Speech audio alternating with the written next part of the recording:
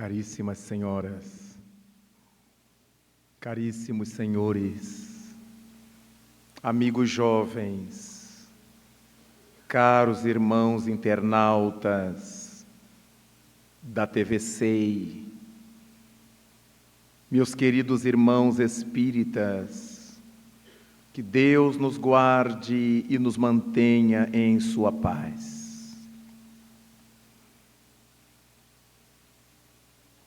Ela nasceu na cidade de Nápoles, na região sul italiana, no ano de 1854. Logo mais seria apresentado ao mundo, 3 anos depois, o Livro dos Espíritos. Mas a pequena tivera um destino apertado e amargo, porque logo que nascera, tornara-se órfã de sua mãe. O pai, pescador, muito pobre, tendo que dar conta dos deveres difíceis de uma filha pequena e das lutas árduas. Também desapareceria da terra quando ela contava apenas 9 anos de idade. Alguns amigos entregaram-na a uma avó, mas durante muito pouco tempo ela pôde viver com a avó porque a abandonava, maltratava. E alguns amigos de seu pai, que pertenciam à sociedade de Nápoles, entendeu que devia recolher a menina em sua casa durante poucos meses, enquanto regularizavam a documentação para que ela fosse ao internato católico. Sabiam que no internato, no convento, ela sairia uma moça prendada, possivelmente tomasse ordem religiosa, e assim levaram a menina para o seu lar.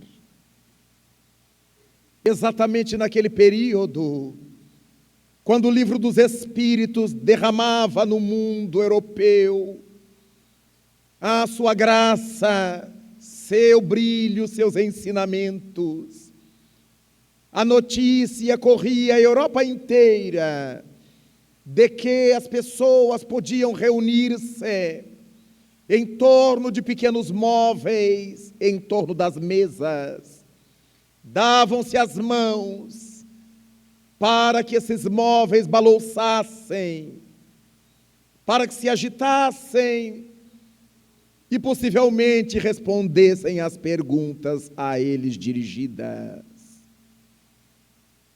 Numa dessas noites napolitanas, o casal que guardava a menina enquanto a documentação do internato era preparada, recebeu a visita de um outro casal.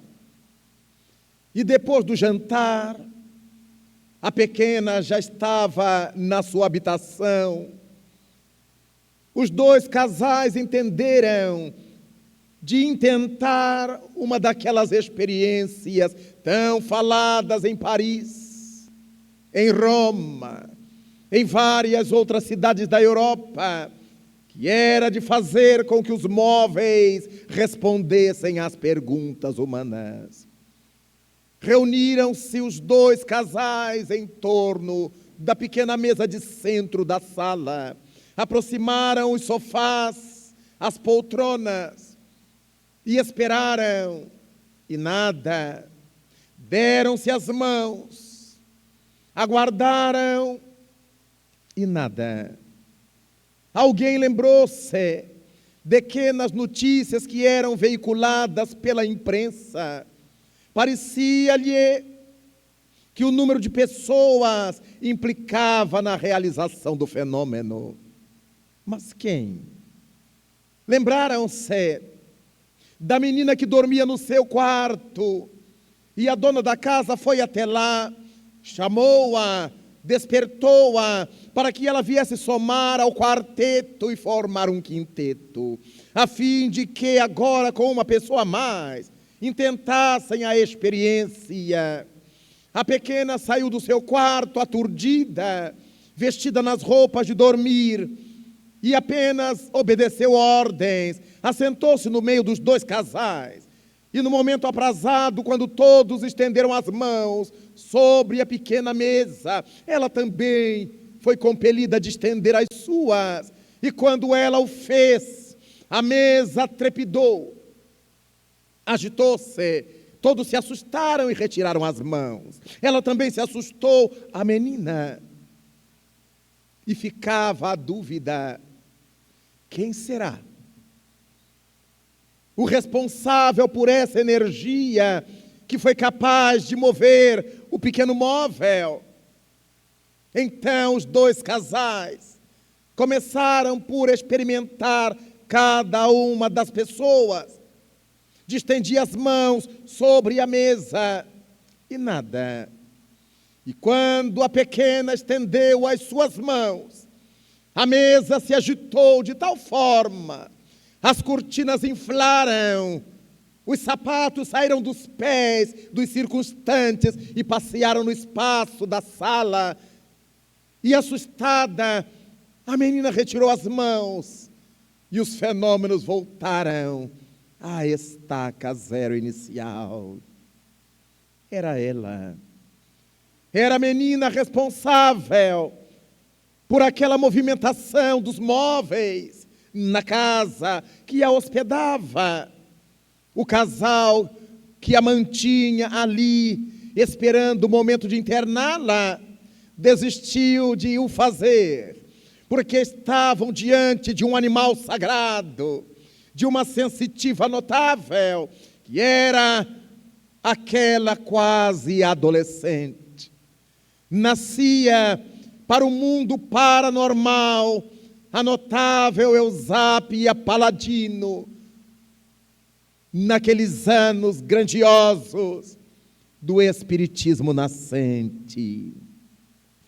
Os meses se passaram, os anos correram, e o casal se utilizava sempre da menina para apresentar como um troféu aos amigos que os visitavam.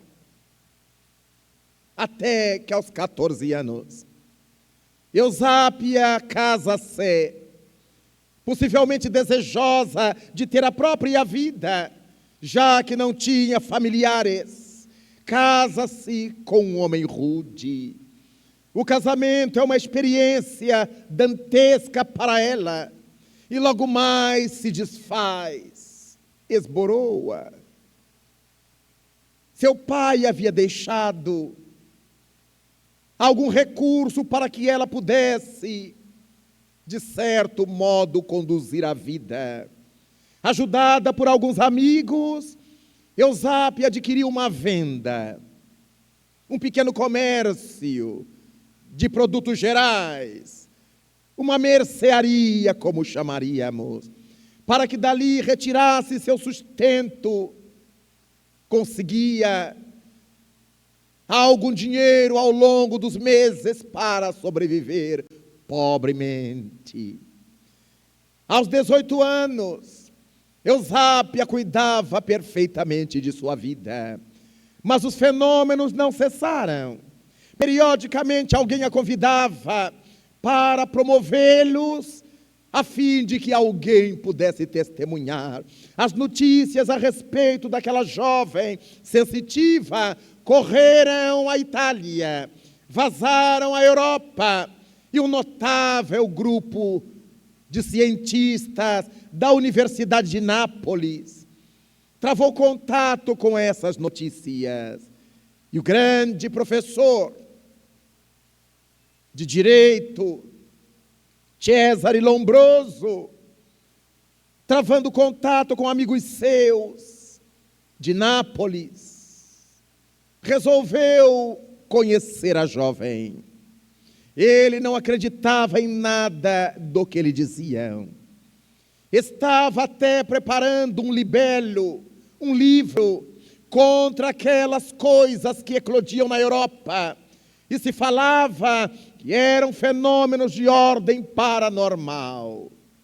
Cesare Lombroso, então, concertou com um dos seus amigos da Universidade de Nápoles, os professores Ercole Chiaia, Tamburini e outros, para que providenciassem um encontro em determinado hotel da cidade, nos salões, para que pudessem realizar uma reunião em que Eusápia pudesse ser o foco e de uma vez por todas ele, Lombroso, com seus amigos, pudessem desmascará-la.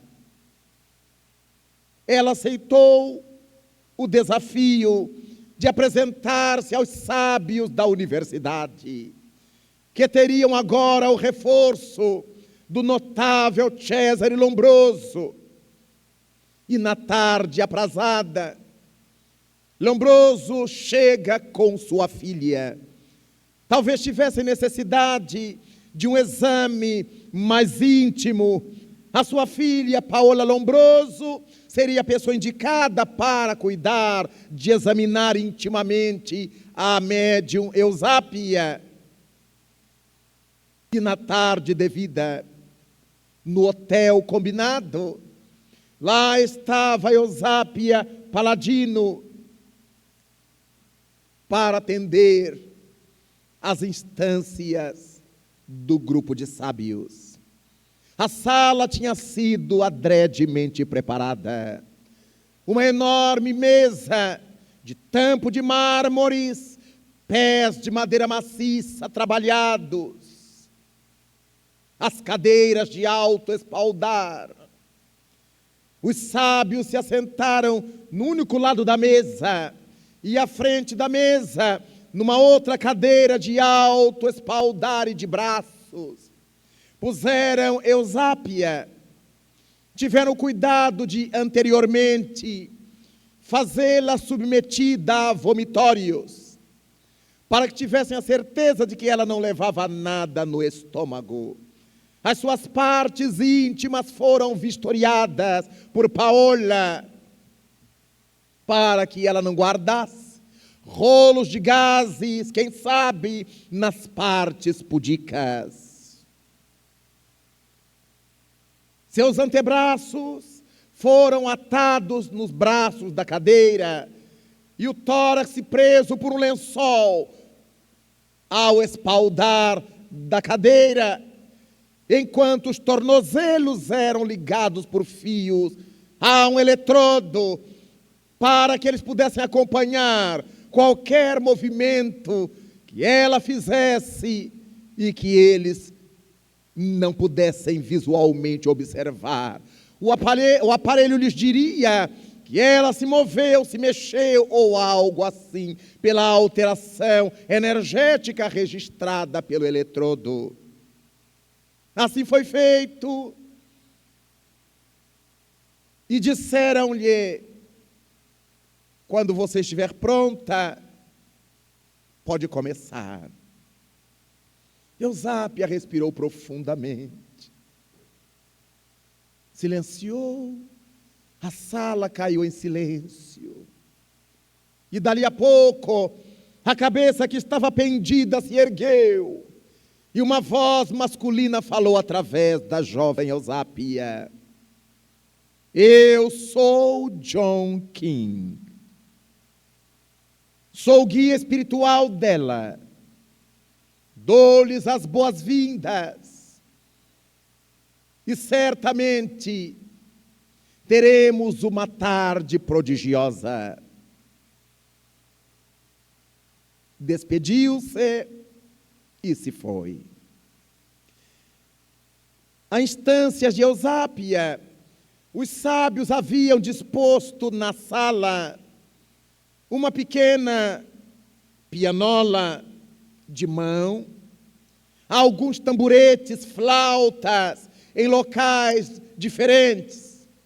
Eusápia tomba a cabeça e dos seus orifícios faciais os sábios começam a perceber que se evolava uma substância branco-leitosa dos ouvidos, das narinas em profusão, da boca entreaberta, vazava essa substância alva, leitosa, que na medida em que ia desaparecendo no ar,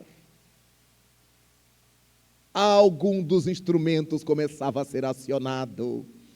A flauta começou a flautear, a pianola apareceu no ar, dedilhada por dedos invisíveis. Os tamboretes foram acionados e durante alguns instantes a sala se encheu de um som de um pequeno trio, sem que ninguém visse quem os manipulava. Os sábios estavam intrigados, porque lá fora era dia, e através da cortina que guardava as janelas do salão podia-se ver a claridade.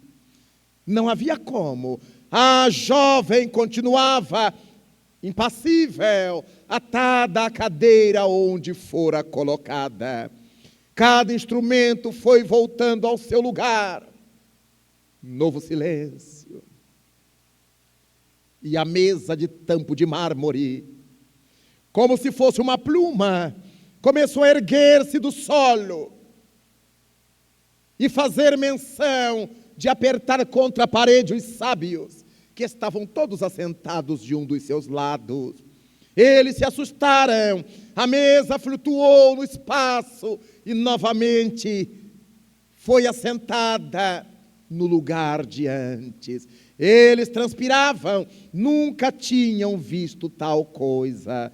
Aqueles homens todos reunidos talvez tivessem dificuldade de levantar a mesa inteira com tampo de mármore e pés de madeira maciça torneados. John King toma novamente a garganta de Eusápia e se dirige a Cesare Lombroso. O Senhor está, com certeza, admirado. Mas se esperarem um pouco mais, poderemos fazer algo um pouco melhor. Os sábios já não sabiam o que dizer. Eles estavam diante de uma evidência. Novamente a cabeça de Eusápia pendeu. Nova lufada daquela substância alva começou a vazar e desaparecer no ar. A cortina que vedava a porta, que separava o salão do restante do hotel, foi aberta. E uma mulher de pequena estatura, envelhecida, trazendo um véu transparente sobre a cabeça que se jogava sobre o corpo, cobrindo da cabeça a metade do corpo, adentrou o salão, pisando vagarosamente, e diante da mesa, à frente dos sábios, mas propriamente à frente de Cesare Lombroso, ela levantou o véu e o sábio começou a chorar. Mio fiol. Era sua mãe, desencarnada havia vários anos, quando ele ainda era moço, que o chamava por um apelido que só ela o chamara na infância, que representava uma das floritas do campo, das regiões onde nascera. Então ela abre os braços para ele. Ele é aconchegado por sua mãe. Sente-lhe a quentura do corpo. E o espírito se esvai no abraço que lhe deu. diante de todos os sábios, compelidos a uma surpresa inominável, diante do homem emocionado, o líder da equipe. Ele não tinha mais dúvidas. O fenômeno era real, porque ali ninguém conhecera sua mãe. Podiam até admitir que ela tivesse morrido, mas ninguém jamais a conhecera como ele. Era sua mãe, Paola Lombroso, assombrada, emocionada, por ter visto sua avó corporificada pelo ectoplasma, materializada diante dos sábios, enquanto Eusápia tinha cabeça pendida, braços atados e pés, e o tórax preso à cadeira, diante do olhar de todos. O espírito se desfez. A reunião foi encerrada minutos depois. E Cesare Lombroso tomou-se de um carinho paternal por Eusápia Paladino. Sua filha, Paola, tornou-se como uma irmã de Eusápia, ajudando-a, orientando-a, uma vez que Eusápia tinha modos muito rudes, de uma mulher do interior italiano à época, campesina, vendeira, e que não tinha os finos tratos que Paola Lombroso, por exemplo, detinha. Tornou-se-lhe uma irmã, gostava honestamente da jovem sensitiva, e a partir do que Cesare Lombroso pôde observar, o que ele estava escrevendo contra a mediunidade, transformou-se num dos mais notáveis livros clássicos da literatura paranormal do Espiritismo. A partir de então, Dr. Ermácora, Ercole Chiaia e outros trataram de apresentar Eusápia para outros colegas de outras universidades. Ela começou a viajar, levada pelos pensadores acadêmicos, de um lugar para outro da Europa, depois de haver rodado toda a Itália. As universidades, os grupos de pesquisa, teve ensejo de ir à França, à Inglaterra. Foi investigada por notáveis sensitivos, por notáveis investigadores, por vários cientistas que confirmavam a qualidade da sua mediunidade. Os fenômenos que ela provocava eram autênticos, mas também ela enfrentou a má vontade de muitos daqueles homens da ciência que dariam a vida para desmenti-la, até que um deles, num dos locais em que esteve, tomou a palavra em público para desmenti-la. Quero dizer que os fenômenos provocados por essa mulher nada têm de mediúnicos. E todos olharam, e Eusápia escutava-o tranquilo. Alguém perguntou ao sábio qual é a razão. Não são espíritos. Ela não atende a espírito nenhum, porque eu lhe dei uma ordem mental e ela realizou. E Eusápia, ela que era mulher ignorante, culturalmente falando, tomou a palavra para explicar-se. Mas como o senhor pode dizer que eu não sou sensitiva, se o senhor está acabando de dizer que me deu uma ordem mental e que eu atendi? Se eu posso atender mentalmente uma ordem expressa mentalmente do Senhor, por que que eu não posso atender dos espíritos? Ela que era quase analfabeta, dando aula de bom senso ao sábio, que queria apanhá-la no laço, dando ele próprio testemunho da sua sensibilidade mediúnica, porque ela captou-lhe a proposta, realizou-a como ele queria. Então, é porque ela era capaz de captar as ordens mentais de encarnados ou desencarnados. E Allan Kardec dirá, em O Livro dos Médiuns, que os inimigos do Espiritismo pecam por tentar generalizar o que é particular.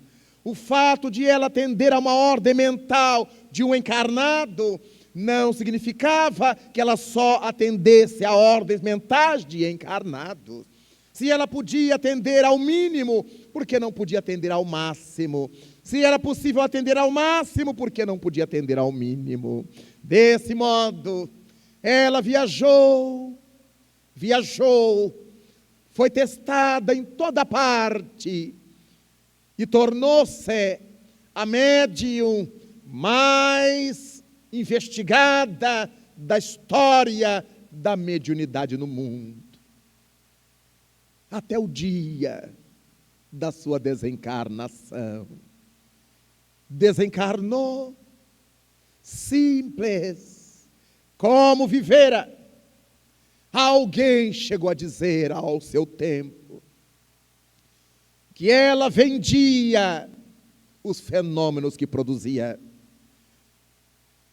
E ela respondeu que não vendia. O que acontece é que ela vivia na sua cidade pequena, tocando a sua venda para sobreviver. Se os cientistas chegavam e queriam levá-la para fazer os testes, ela ia, mas alguém precisava bancar-lhe a vida nesse período. Alguém precisava vesti-la, calçá-la, dar-lhe de comer. Ela não estava cobrando pelo fenômeno. Ela fora tirada da sua vida comum. Então alguém precisava assumir os compromissos para com sua vida comum. Era natural. Ela mesma não cobrava nada. E desse modo, Eusápia Paladino, conhecida como a feiticeira, penetrou os umbrais do mundo espiritual, adentrou a casa dos espíritos, nimbada por essa força moral de nunca ter vendido a mediunidade, de ter desafiado os sábios, a ciência formal e ter se tornado a médium mais investigada do mundo até hoje na história. Mas enquanto pensamos em Eusápia Paladino, damos-nos conta de que um homem dos mais notáveis da França, Prêmio Nobel de Fisiologia, Dr. Charles Richet, desejou realizar algumas experiências para confirmar a realidade da corporificação dos espíritos, da materialização dos desencarnados, e viajou à Vila Carmin, em Argel, e ali contatou a sensitiva Martha Béraud, também conhecida como Eva Curière, a fim de saber se a mulher aceitaria servir como instrumento nas suas pesquisas. E Eva Curière o aceitou. E Charles Richet mandou construir um cômodo com uma única porta, sem janelas, apenas com básculas na parte alta para a passagem do ar, para a aeração do ambiente. Uma prateleira, 2 prateleiras, para que ele pudesse dispor dos materiais que precisava. Um pequeno armário sem portas. Do outro lado, 5 cadeiras para ele, seus 4 convidados acadêmicos, e uma cadeira para Eva Curière. Ele queria provar se de fato havia materialização de espíritos. Eva aceitou, tanto quanto acontecera com Eusápia, era obrigada a tomar vomitórios para limpar o estômago. E senhoras convidadas por Richer examinavam a intimidade da médium para verificar a mesma coisa, se ela não estava levando materiais para dele se servir depois. Mesmo diante de todos aqueles homens, como é que a pobre mulher ia tirar da sua intimidade rolos de gases, bengalas, bastões, para simular diante dos olhares daqueles homens sisudos da academia? Mas está tudo isso, Eva se submeteu. E Charles Richer começou a realizar as reuniões. Quando Eva caía no transe, dos seus orifícios faciais vazava aquela substância que chamou a atenção de Richer, fisiologista, que tratou de examiná-la, examinar a substância, recolheu-a, e ao cabo de exames demorados, ele deu-se conta de que se tratava de um produto do citoplasma da célula, que era liberado e que vazava às dimensões do corpo. Por isso ele chamou de ectoplasma. Foi Richer que deu esse nome à substância, que vaza dos médiuns de efeitos físicos. Era um plasma vivo que saía. Ecto significa para fora, vem do grego. Então, esse plasma que sai foi observado demoradamente por Richer. As primeiras reuniões, os instrumentos também eram acionados. Pequenos utensílios eram tocados e batidos um no outro, para fazer barulho, chamar atenção. E Richer não tirava o olhar da sensitiva, até que num dia, essa substância que vazava dos orifícios de Eva Curie foram se juntando no espaço diante dos sábios, e uma forma humana se foi plasmando, utilizando aquela substância como se de um chumaço de algodão alguém o desenrolasse e fizesse a composição de uma vestimenta.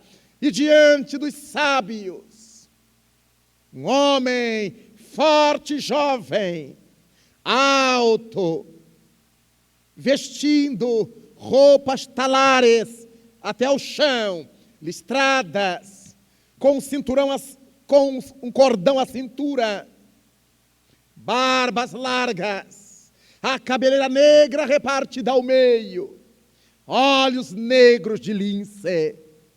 Depois de totalmente corporificado, saudou a Charles Richer, apertou-lhe a mão, e Charles Richer percebeu que era uma mão humana, de homem, com a temperatura humana.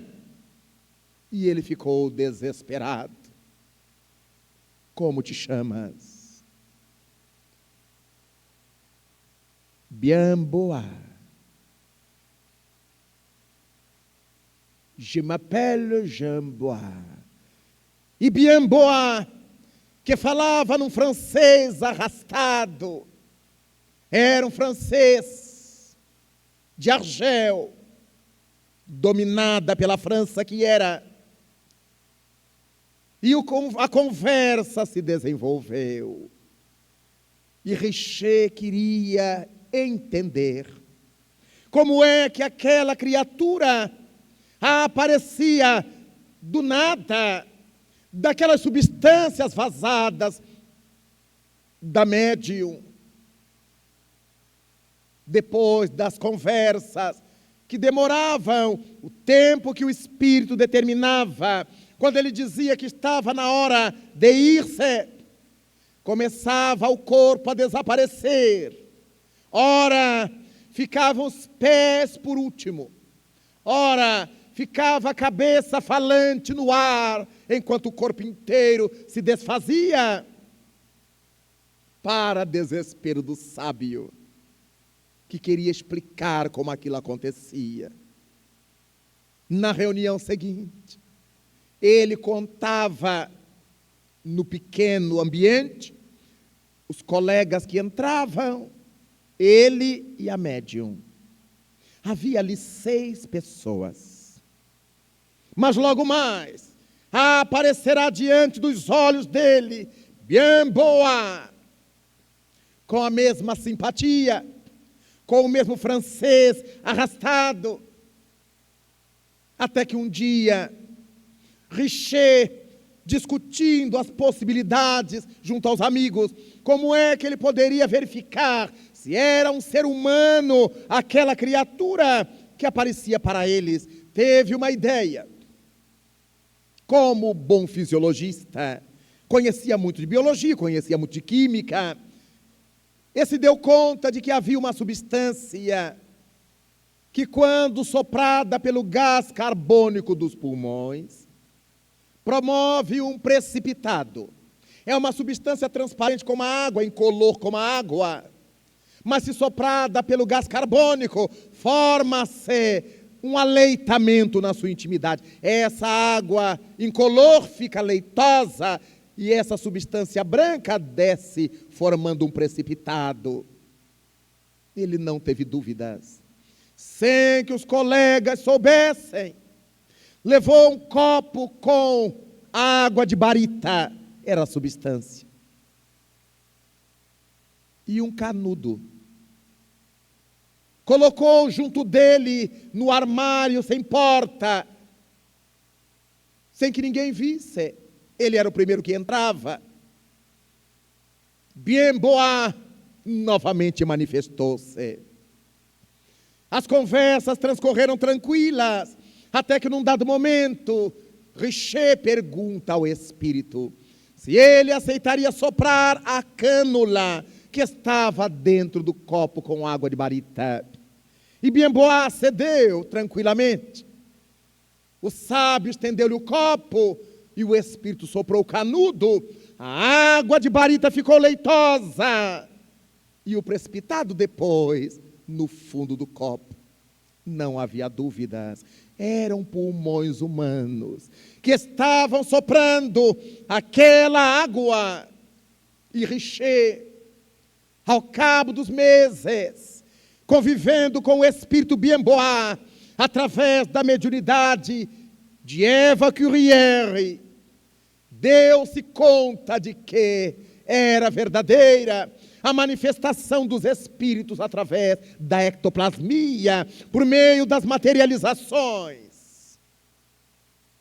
Mas a academia, a pressão dos colegas, dos sábios, fizeram com que ele não se referisse à mediunidade, mas a um processo psíquico de alta intensidade, além das capacidades normais da psique. E escreveu 2 alentados volumes, que ele chamou Tratado de Metapsíquica. Não chamou de mediunidade. De alguma forma, parecia que aquelas realizações só podiam ser da mente humana, mas o tempo amadureceu Richer. Ele se deu conta de que eram espíritos e era a mediunidade. E escreveu um livro já octogenário. E muita gente admitiu que ele o escrevera porque já estava esclerosado. A Grande Esperança era o livro escrito por Richer, onde ele agora se refere à mediunidade, Ele agora se abre para a realidade que conhecia desde os tempos longevos de Villa Carmán. Desse modo, o sábio fisiologista, Prêmio Nobel, 1911, apresentava ao mundo a realidade do que examinara, a verdade do que vira, do que atestara.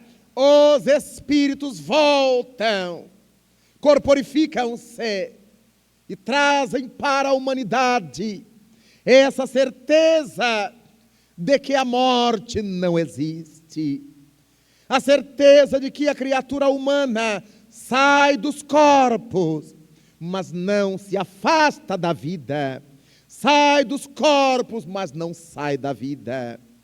Dessa maneira, a história da mediunidade no mundo vai nos trazendo essa ligação dos fenômenos parapsíquicos com a academia, dos fenômenos mediúnicos com os sábios, os cientistas, os pensadores, os filósofos, os psicólogos de todos os tempos. O notável doutor Oliver Lodge, um dos mais grandiosos físicos ingleses, declarou a sua fé espírita depois de ter conversado demoradas vezes, numerosas vezes, com seu filho desencarnado, através da mediunidade de Lenora Piper. Oliver Lodge reuniu as páginas recebidas pela médium e publicou um livro, Raymond, para testar do topo do seu conhecimento físico, sábio na ciência física, a sua convicção como espírita.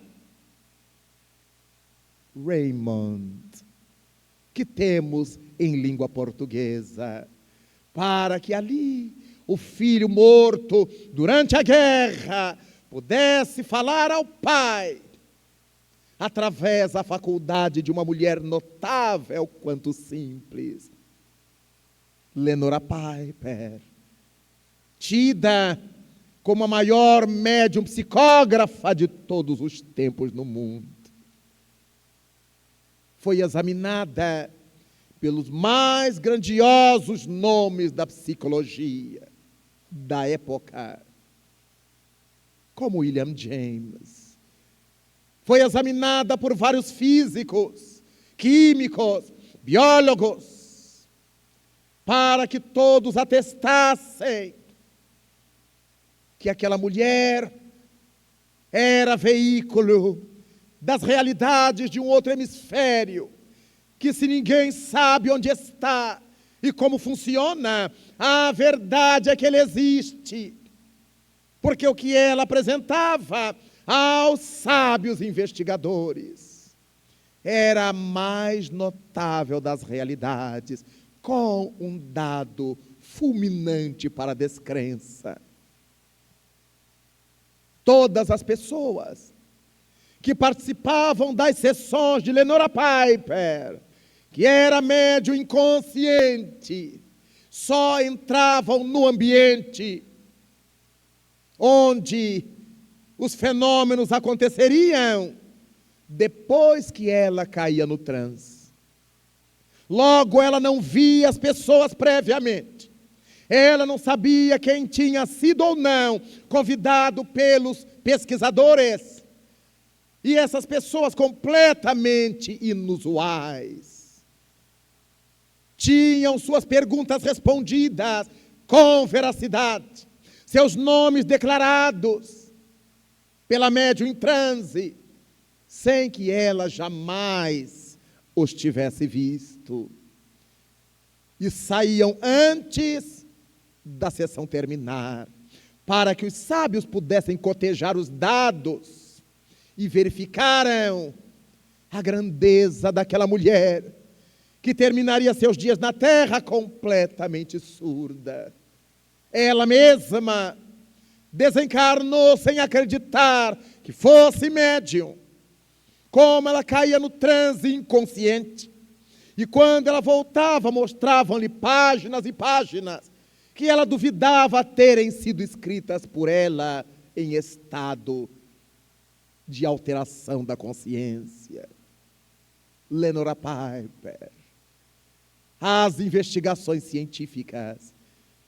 E ao longo da história da mediunidade, o sábio William Crookes, físico-químico inglês, demonstrou à saciedade a materialização de Anne Morgan, que o mundo conheceu como Kate King.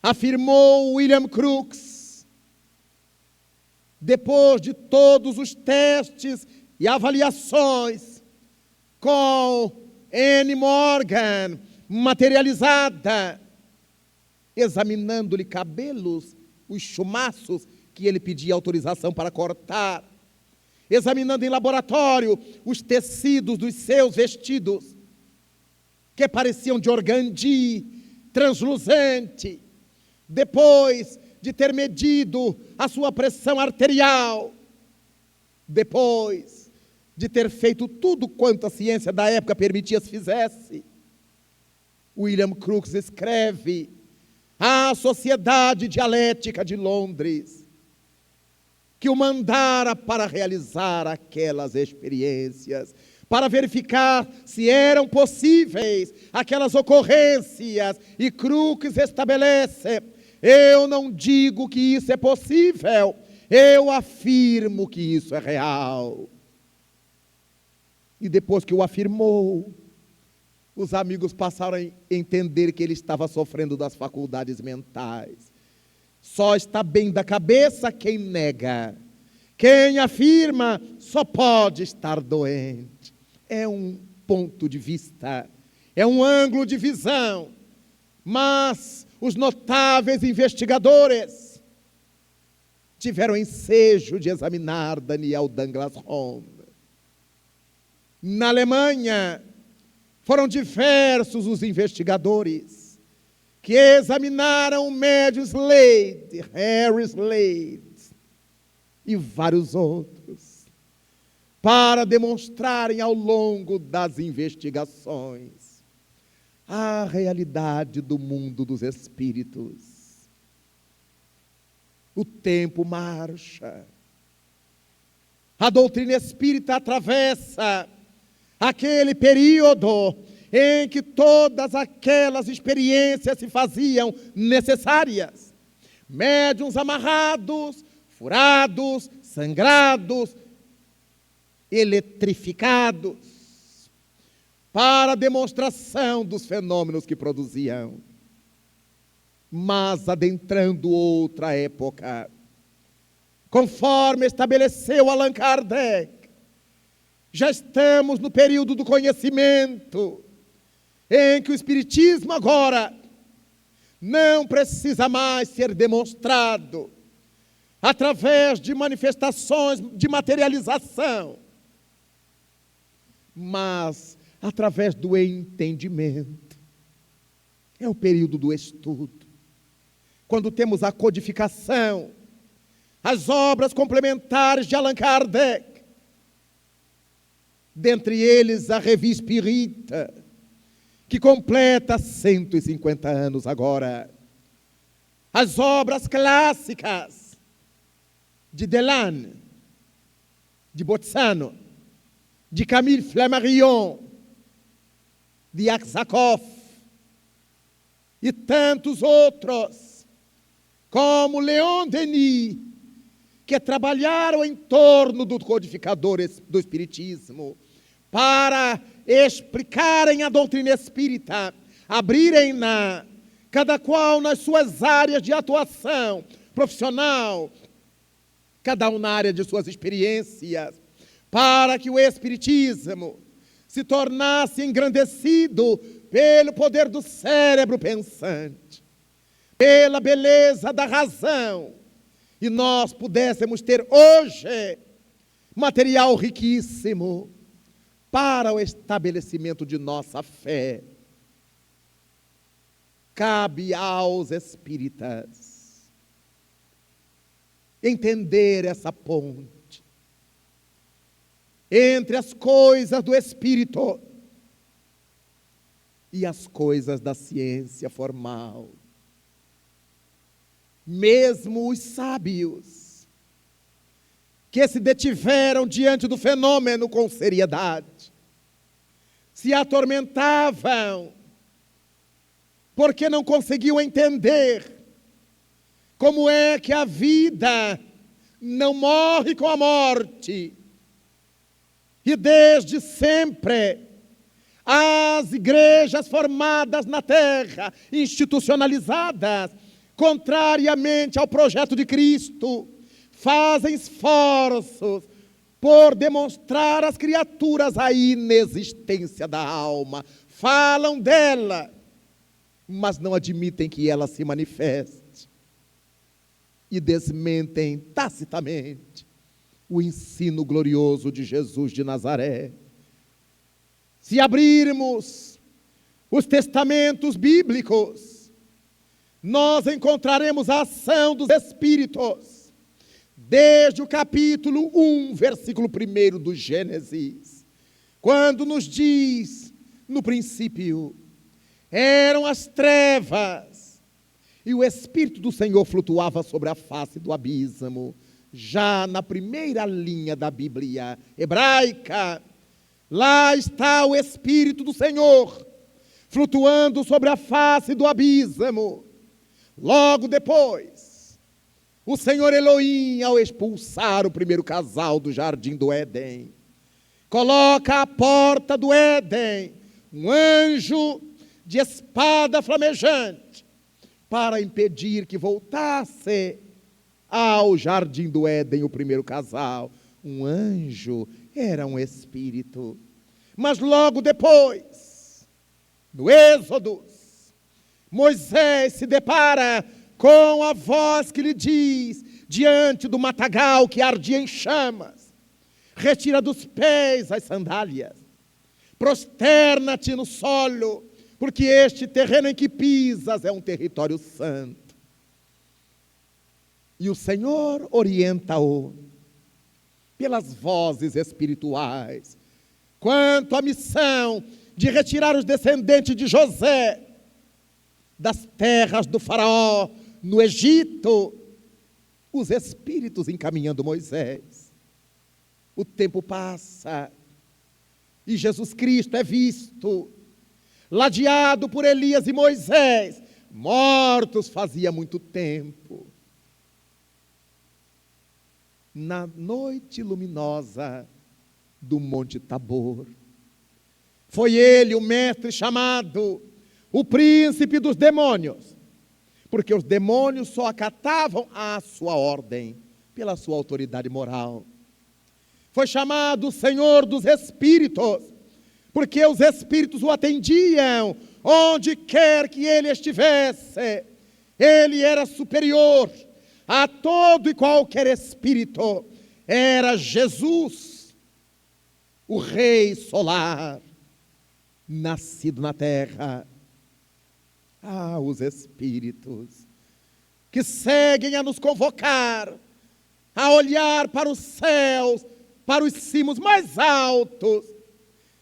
São os Espíritos convidando-nos a esse pensamento mais alto, para que cada vez mais seja o Espiritismo uma doutrina científica, não porque submeta os médiuns aos critérios acadêmicos de pesquisa, hoje completamente em desuso.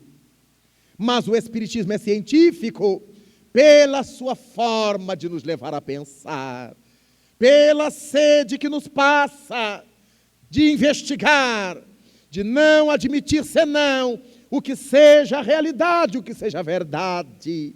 Desse modo, quando pensamos no Espiritismo, lembramos-nos da palavra kardeciana, quando afirma ter o mundo necessidade de uma ciência que fosse religiosa, tanto quanto de uma religião científica. Parece-nos que ao Espiritismo cabe essa função de ser uma religião científica, porque nasceu no século XIX, em sua metade, século das luzes, quando todos os conhecimentos eram contestados. No século XIX, diante da filosofia natural, o grande bojo de conhecimentos da época, saem as variadas áreas do conhecimento humano. A química vem à luz do ventre da alquimia. Nasce no século XIX a astronomia, que nascia do bojo da astrologia empírica. No século XIX, expocam as luzes da biologia, nas suas variadas áreas de conhecimento, deslocando-se da filosofia natural. A física dá seus vagidos notáveis para que todos os conhecimentos abastardados até ali, fragilizados até ali, sem explicações, pudessem receber das novas ciências o beneplácito da constatação. O que não fosse verdade não sobreviveria no século XIX. É o século em que Augusto Comte cria o seu positivismo e considera científico tão só aquilo que pudesse passar pelo crivo do laboratório, que pudesse ser experimentado academicamente. Mas o Espiritismo nasce aí. E Allan Kardec pergunta aos imortais se não teria vindo o Espiritismo fora do seu tempo. E como resposta ele ouve que não. O Espiritismo chegou ao seu tempo. Se tivesse vindo fora do tempo, teria sofrido abortamento. Nasceu no século das comprovações. Se ele não fosse verdade, não teria resistido aos progressos da química, da física, da biologia do século XIX. Não teria sobrevivido à filosofia do século XIX. Não teria suportado chegar a 151 anos, varada por todos os tipos de crítica, daqueles que, adversários da verdade, tentavam empanar o brilho do Consolador. A tudo o Espiritismo assiste, trabalhando, sem deter-se.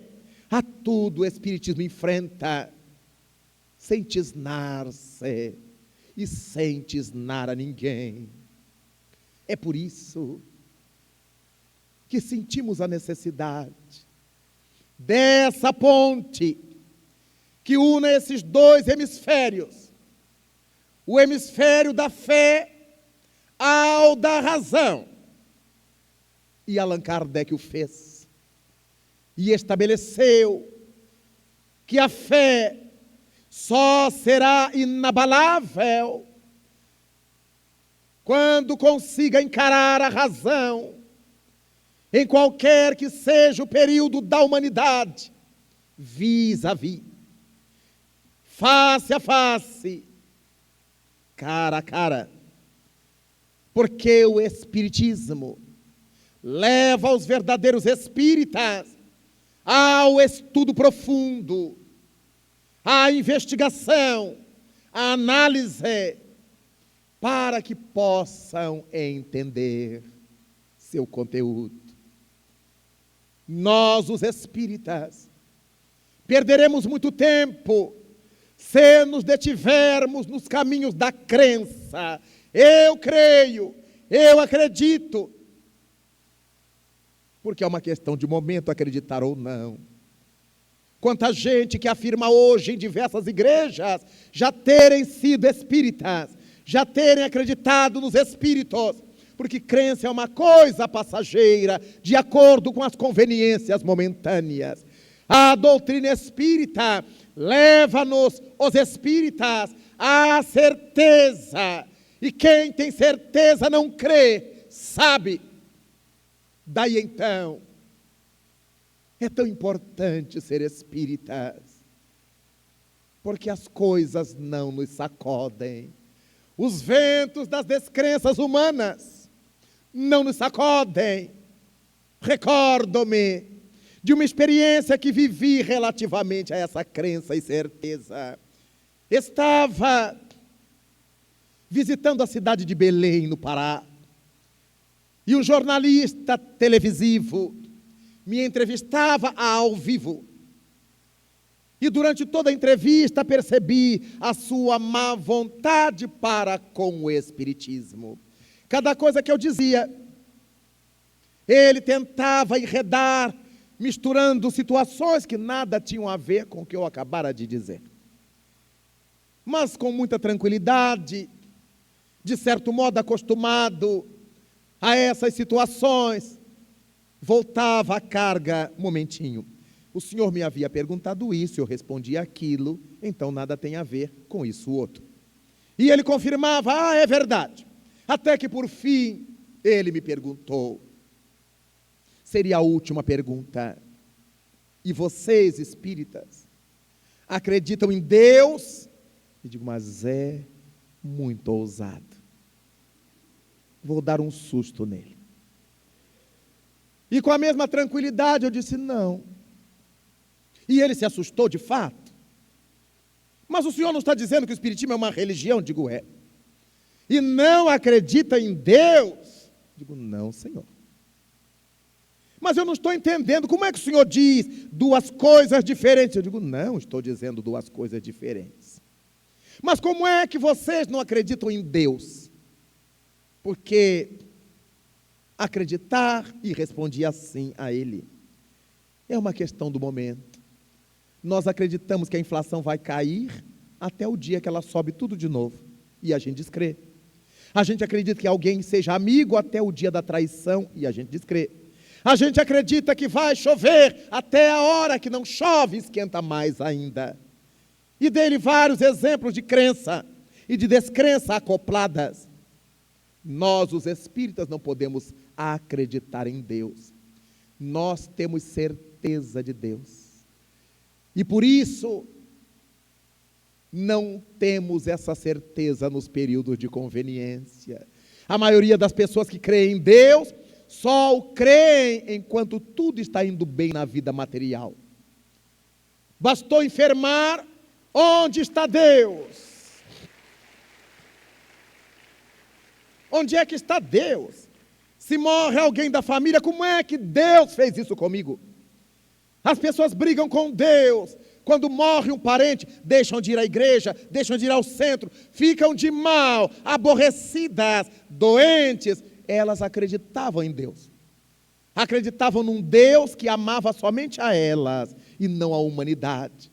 Quando Deus matava os parentes dos outros, diziam, Deus sabe o que faz. Deus é justo. Quando Ele olhou para os nossos, como é que Deus faz isso comigo? Há muita gente que crê assim, de acordo com as conveniências. Como muita gente é espírita por conveniência, quando estão no meio dos espíritas. Não, minha avó era espírita, eu sou muito espírita. Mas eu sou espírita de linha branca. Digo, já foi espírita. Conforme o Raulzinho demonstrou aqui. Há pessoas que são espíritas por conveniência, porque é mais barato. Não tem que pagar 10% por mês de tudo quanto ganham. Então, nessa hora de quebra de banco, o espiritismo é a doutrina mais econômica, porque nem a colaboração ao centro espírita as pessoas fazem. Sabem que o centro está limpo, está cheiroso, está iluminado, tem papel sanitário. Mas quem é que paga tudo isto? Tem água na torneira, tem água para beber. Quem é que paga tudo isto? Há muita gente que faz questão de não saber, para não ter que pôr a mão do bolso onde há escorpiões. Mas a fatura do clube já está paga. As promissórias do clube estão pagas, porque ali o povo vai nos ver, ali nós vamos nos exibir para a sociedade.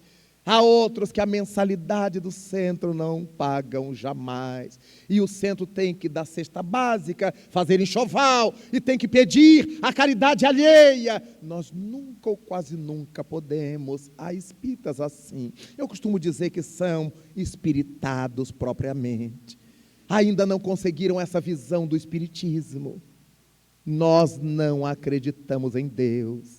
Nós temos certeza de Deus. Quando as coisas estão maravilhosas conosco, nós buscamos a Deus para que Ele nos dê firmeza, equilíbrio na alegria, porque todas as tragédias que engendramos, as engendramos nos períodos de alegria. Não se sabe fazer uma festa comemorativa em casa se não for regada a muito alcoólico, há muita cachaça, há muita bebida alcoólica, há muito excesso, para que depois a gente bata com o carro, bata na mulher, bata no marido, faça as tragédias da vida em nome da alegria que a gente ainda não sabe o que é. Nós na terra sabemos o que é excitação, mas alegria ainda não. Imaginamos que estar alegre é rir, é gargalhar. Ser alegre, ser feliz é ter a consciência em paz, com ou sem sorrisos. Então, a doutrina espírita nos vai levando a esse entendimento quando tudo está bom. Busquemos a Deus para que as coisas permaneçam boas. E quando as dores nos chegam, os testemunhos nos assolam, buscamos a Deus para que Ele nos fortifique, nos alente, a fim de que atravessemos o testemunho com galhardia, com honradez, lembrando-nos de Jesus. Bem-aventurados aqueles que choram, aqueles que sofrem por causa da justiça, bem-aventurados os mansos, porque esses herdarão a terra. É por isso que nós, os espíritas, não podemos acreditar em Deus. Deus é a essência de nossas vidas. Fora de Deus, a sequia, a secura, a morte moral. A doutrina espírita, então, atira a sua ponte levadiça sobre o hemisfério da ciência. E Allan Kardec nos dirá, com a certeza do codificador, no dia em que a ciência disser alguma coisa e que a doutrina espírita esteja em oposição, a doutrina espírita abrirá mão do seu ponto de vista para acompanhar a ciência. Mas no dia que a ciência demonstrar, e até hoje, tendo nascido no século das luzes, no século XIX, 150 anos depois, nenhum progresso científico abala a estrutura do espiritismo. Allan Kardec foi tão nobre, tão científico, que várias das suas asserções em A Gênese, a quinta obra da codificação espírita, ele diz, porque faltava o respaldo da investigação científica, ele diz então que aquelas afirmativas deviam ser tomadas à guisa de hipótese de trabalho. A percepção do cientista, que não tem pressa em dizer verdades, quando nós ficamos donos de muitas verdades, e já não temos dúvidas, já estamos fugindo do território da ciência, estamos nos fanatizando. As pessoas que têm resposta para tudo e para todos, alguma coisa está errada, porque a doutrina espírita nos manda examinar, pensar, refletir, e muitas vezes não temos respostas, porque não conseguimos entender as sutilezas das leis de Deus. A doutrina espírita é científica, porque não nos ensina a sair dizendo tonterias, nos ensina a parar e pensar, a ajuizar, a avaliar as coisas e ver as suas consequências. É por causa disto que estamos 2008 depois de Jesus. O Espiritismo, das mais jovens doutrinas da Terra, 151 anos apenas, quando nós vivenciamos no pretérito, desde o século IV da era cristã, com Constantino Magno, o cristianismo se metamorfoseou e se tornou a Igreja Católica Apostólica Romana. Àquela época, nós acreditávamos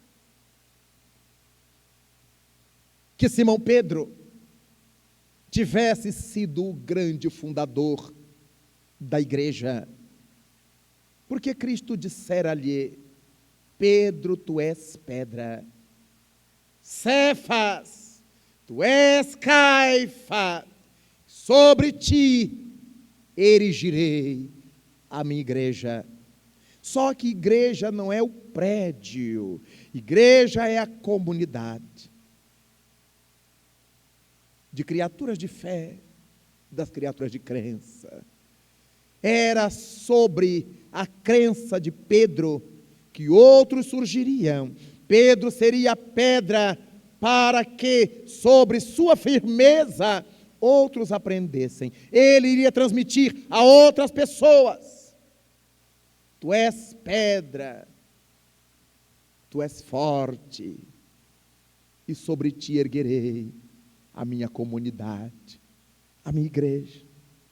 E porque Pedro é tido como o fundador da igreja, ela é apostólica. Porque Constantino oficializou o cristianismo e nascerá logo a igreja formada. O cristianismo católico passou a ser a religião do César, a religião do Estado, por isso passou a ser romana. Era católica, porque católico quer dizer universal, e os seus fundadores admitiam que ela deveria dominar a terra inteira, ser universal, ser católica.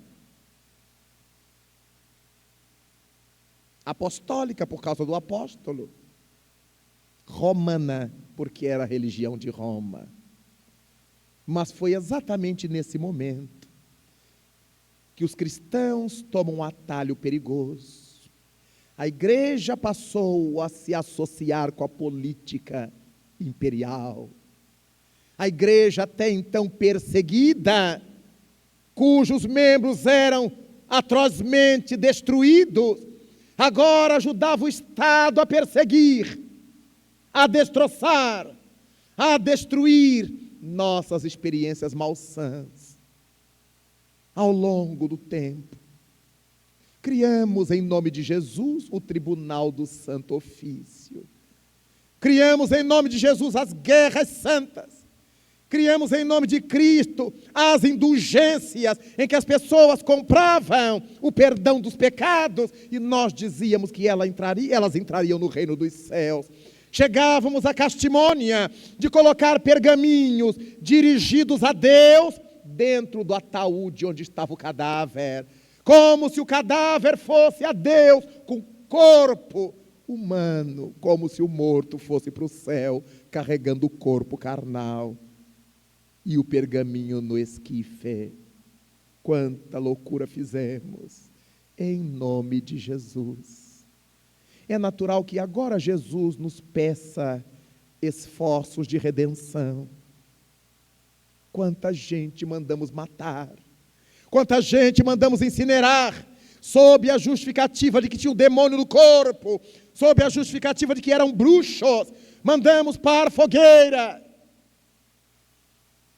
Há tantos valorosos indivíduos, homens e mulheres, porque a nossa cabeça achava que eles tinham que morrer, em nome de Jesus. Tancredo de Siracusa, Fernando de Bulhões, príncipes das Flandres, formaram um exército de mercenários e invadiram Jerusalém, os lugares admitidos como santos, por onde Jesus supostamente tinha passado. Mas os mercenários abusavam, trucidavam, surrupiavam, levando a bandeira de fundo branco com a cruz de Cristo, e as pessoas morriam em desespero, odiando a Jesus. E agora estamos todos de volta, pregando para eles de volta, para aqueles que aprenderam a odiar a Jesus. E nós temos o trabalho de voltar para reconquistá-los. Os que estão na Igreja Católica hoje fazendo o trabalho do bem, os que estão nas igrejas reformadas hoje fazendo o trabalho honesto, os que estão no Espiritismo, nas demais crenças cristãs, na busca de trazer de volta as ovelhas tresmalhadas da casa do Pai, aqueles que nós pusemos contra Jesus, pela nossa incúria, pelo nosso espírito materialista, que usamos o nome do Mestre como motivo de ganhar no mundo.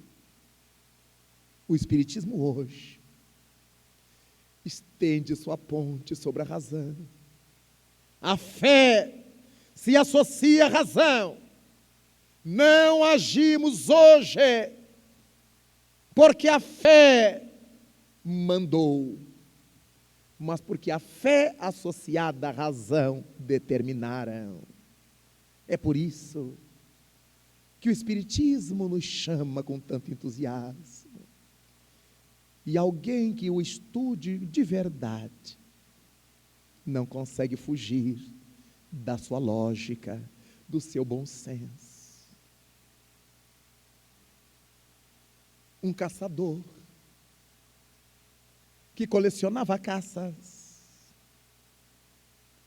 vivia na região dos Andes, e numa manhã saiu de casa para percorrer a região, e numa moita de capim, ele se depara com uma pequena ave em plume.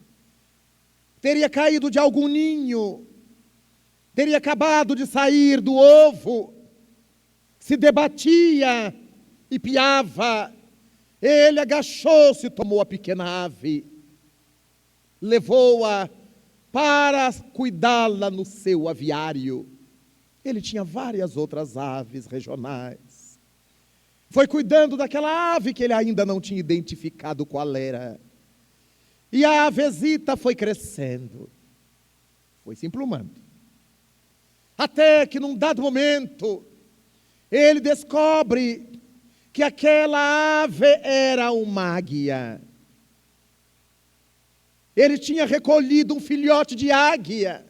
Era um trunfo, era um troféu. Cuidou dela como pôde, mas a águia criada com as outras aves não tinha os hábitos da águia. Passou a pipilar as sujeiras com as outras aves. Até que cresceu mais. As asas se agigantaram. E numa manhã de sol, enquanto o homem olhava o seu aviário feliz e a sua ave notável, percebeu que nos céus azuis dos Andes voejava uma águia real, asas abertas e suave, foi descendo da imensidão, abrindo rodas, até passar bem próxima ao aviário, e emitiu seu grito, seu canto. A águia, que pipilava com as outras aves, ouviu aquele grito e se exasperou. Correu em redor da cerca, bateu as asas, tentou voar, mas faltavam as plumas definitivas que permitiriam que seus flaps fizessem-na voar. A ave voltou ao chão, angustiada, olhando as alturas, e a águia real desapareceu no horizonte. O homem sabia agora que a sua ave, além de ser uma águia, era uma águia real. Tratou ainda com mais carinho. O tempo se passou. As plumas definitivas cresceram. A águia estava completa. E numa outra oportunidade, voejou a águia real pelos céus andinos. Passou bem próxima, emitiu seu canto, e agora, do aviário, a águia rodopia, toma distância, abre voo na direção do espaço. Acompanha a águia real, céus afora, e desaparecerá para pousar os alcantis do mundo. Nós somos águias reais. Cada qual de nós carrega em si a sede da imensidão, a memória das alturas, a ânsia pelos altiplanos. Um dia que se distancia de nós 2 milênios, enquanto pipilávamos a sujidade moral da terra, sem termos a consciência de que não somos daqui, uma águia real baixou sobre o mundo, pousou na montanha Galileia, pousou no Gólgota, pousou no Tabor, fez-nos o convite cantando seu cântico de amor. Emocionamo-nos, abrimos as asas da esperança, fizemos menção de voar, mas faltava-nos as virtudes concernentes ao voo, faltava-nos a audácia do bem, a sede de luz, a vontade de acertar. E logo baixamos o ímpeto. E durante 18 séculos, continuamos como a velha águia dos Andes a pipilar a mesma sujidade de todos, a competir no torneio da devassidão, a matar e a morrer, a mentir, a surrupiar os valores alheios. Mas a águia real retorna à terra, mas agora ela vai cantar seu canto maior na Galerie d'Orléans, em plena Galerie Dante, para que a partir de então, através das vozes imortais de O Livro dos Espíritos, nós, emplumados, pudéssemos abrir o voo e desenvolver-nos na imensidão. Nós somos águias reais, e a doutrina espírita é o Cristo que volta para dizer-nos: vinde a mim. Vós que estáis cansados, oprimidos, que eu vos aliviarei.